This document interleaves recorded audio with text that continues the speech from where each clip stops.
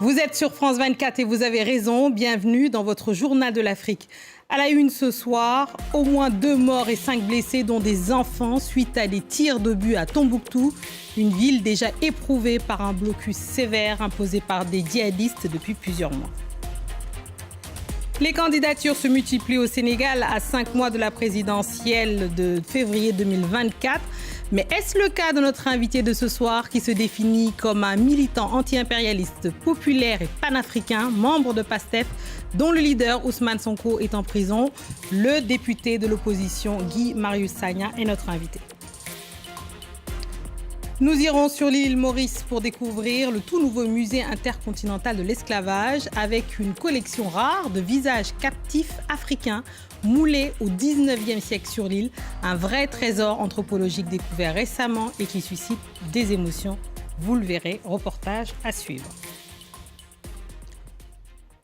En ce 22 septembre, le Mali devait célébrer le 63e anniversaire de son indépendance. Mais en ce vendredi, le cœur n'est pas à la fête. Les célébrations avaient été annulées face à l'urgence sécuritaire. On écoute le président de la transition du Mali qui envisage les mobilisations des réservistes. Avec la nouvelle dynamique consécutive au retrait de l'aménagement et les opérations militaires en cours, le Mali recouvrera sa souveraineté sur l'ensemble de son territoire. D'où un changement radical de mode opératoire dans la lutte contre les groupes armés terroristes, dont les actions perfides ne consistent de nos jours qu'à s'attaquer aux populations civiles innocentes en guise de représailles des lourdes pertes que leur infligent les forces de défense et de sécurité. Ce jeudi, 2 personnes sont mortes et 5 ont été blessées, dont des enfants, après des tirs d'obus sur la ville de Tombouctou, celle qu'on appelle la perle du désert au nord du pays et sous blocus des djihadistes et des affiliés à Al-Qaïda depuis plusieurs mois. Coupés du monde, les habitants suffoquent. Ludovic de Foucault. Tout a commencé avec des messages vocaux publiés début août par le groupe de soutien à l'islam et aux musulmans, le GSIM, une alliance djihadiste affiliée à Al-Qaïda. Dans ces messages, le groupe annonçait une guerre dans la région de Tombouctou. Depuis, la ville est sous blocus. Les camions n'entrent plus, les produits de première nécessité commencent à manquer, les prix augmentent. Le marché actuellement est très difficile. Parce que si ça continue comme ça, vraiment, il y a beaucoup de boutiques qui vont se fermer. Parce que si l'aliment ne rentre pas normal, comme l'huile, le lait, les sucres, les riz, les mines, si ça ne roule pas bien, vraiment, ça va être un peu difficile sur la population. Le fleuve Niger au sud offrait une solution pour acheminer biens et personnes, mais la navigation est arrêtée depuis l'attaque contre un ferry le 7 septembre qui a coûté la vie à des dizaines de personnes. Et dans les airs, Sky Mali, seule compagnie à desservir Tombouctou, a annulé ses vols après une attaque à l'obus, non loin de l'aéroport. Aujourd'hui, vraiment, la situation, on peut le dire ainsi, elle est intenable. Les populations de Tombouctou souffrent. Et c'est un cri de cœur, vraiment. Les djihadistes ne visent pas nécessairement les villes, mieux défendues, mais étendent leur emprise sur les zones rurales et maintiennent la pression sur l'État central. Ils ne sont pas les seuls. Les retraits des forces françaises et des missions de l'ONU ont aussi fait réapparaître la menace d'une offensive de groupes séparatistes à dominante touareg et arabe. À 5 mois de la présidentielle sénégalaise, les candidatures se multiplient. Après la désignation du Premier ministre Amadou Ba comme unique candidature de la coalition au pouvoir, un ancien Premier ministre de Macky Sall a aussi fait part de son choix de briguer le fauteuil suprême. Mohamed Boun Abdallah Dionne dit vouloir poursuivre le rêve d'un Sénégal souverain, industrialisé, inclusif et émergent. Notre invité est dans l'opposition. Il se définit comme un militant anti-impérialiste, populaire et panafricain. Du nom de son mouvement, France Dégage frappe Front pour une révolution anti-impérialiste, populaire et panafricaine. Il est député de l'opposition, membre du parti d'Ousmane Sonko, appartenant à la coalition Yewwi Askan Wi.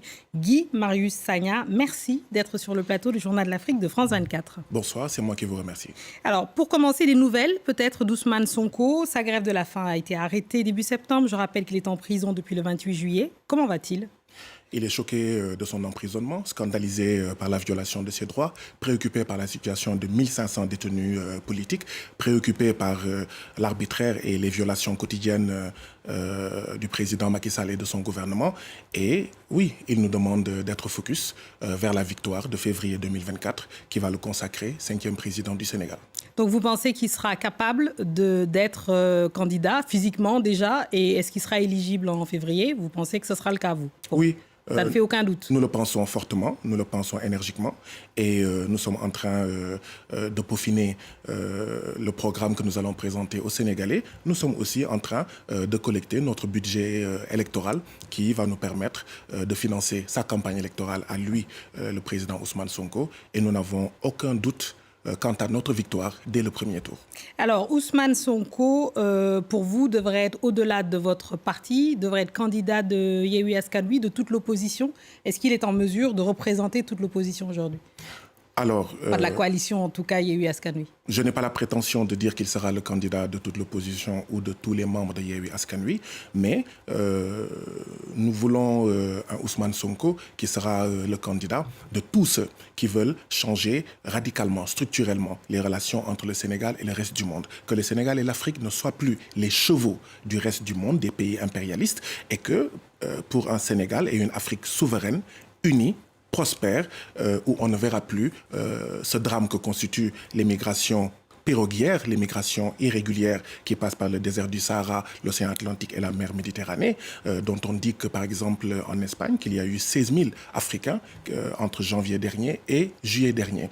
Nous voulons un Sénégal où, en fait, par ce changement mais radical de nos relations avec le reste du monde, nous déroulons le tapis rouge aux paysans sénégalais, aux éleveurs sénégalais, au patronat, en fait, sénégalais, pour que nous créions de la richesse et de l'emploi pour tous les Sénégalais. Alors, revenons sur la partie politique. Donc, vous, par exemple, vous ne seriez pas candidat, même si les membres de PASTEF vous le demandaient et que le président Ousmane Sonko, comme vous l'appelez, était empêché. Vous ne seriez pas candidat si on vous le demandait? Les membres de PASTEF ne me le demanderont pas parce qu'ils ont la ferme conviction que Ousmane sera candidat. Il est notre candidat et nous ne voyons pas ce qui peut l'empêcher d'être candidat. Il a conservé tous ses droits politiques, tous ses droits civiques, et donc il est électeur, il est éligible jusqu'à preuve du contraire, c'est-à-dire que le Conseil constitutionnel en décide autrement. Pour l'instant, nous allons mener notre campagne pour son élection dans 5 mois. Et alors, au sein de Yewwi Askan Wi, donc cette coalition de l'opposition à laquelle appartient PASTEF, votre ancien allié Barthélémy Diaz, lui, il dit que clairement, il se porte candidat si jamais Khalifa Sall était empêché, etc. Est-ce que ça, toutes ces candidatures-là, c'est pas de nature justement à empêcher la victoire de l'opposition comme vous le souhaitez? Absolument pas.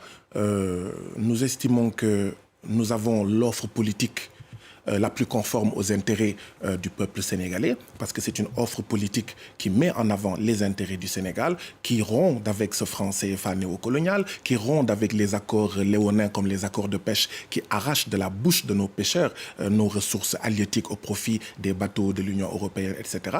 C'est en fait une offre qui dit que 90% de notre or doit rester au Sénégal et peut-être 5 ou 10% doivent sortir, contrairement à ce qui se passe aujourd'hui où c'est 90% de l'or du Sénégal qui sort et seulement 5 ou 10% reste. D'où la misère, d'où la pauvreté, d'où l'incapacité. Oui, mais la richesse du Sénégal n'est pas basée sur l'or. Aux dernières nouvelles, c'est pas là où on fait l'argent. C'était une illustration pour dire si nos ressources naturelles, si nos ressources minières sortent du Sénégal à proportion de 80%, 90% ou 95%, c'est normal qu'il n'y ait pas suffisamment d'argent pour satisfaire les préoccupations des Sénégalais. Et donc l'offre de Ousmane Sonko, le projet de PASTEF, c'est d'inverser la tendance, que le peuple sénégalais soit souverain sur ses richesses, sur ses ressources, pour la prospérité et la richesse des Sénégalais. C'est pourquoi l'offre de Ousmane Sonko, de notre point de vue et de PASTEF, est l'offre la plus crédible et l'offre la plus conforme aux intérêts des Sénégalais et l'offre pour laquelle la majorité des Sénégalais, de mon point de vue, votera en février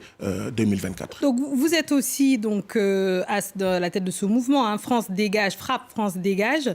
Pourriez-vous nous préciser en quelques mots le projet politique? Parce qu'au-delà de faire partir le Sénégal, qu'est-ce que vous souhaitez en fait?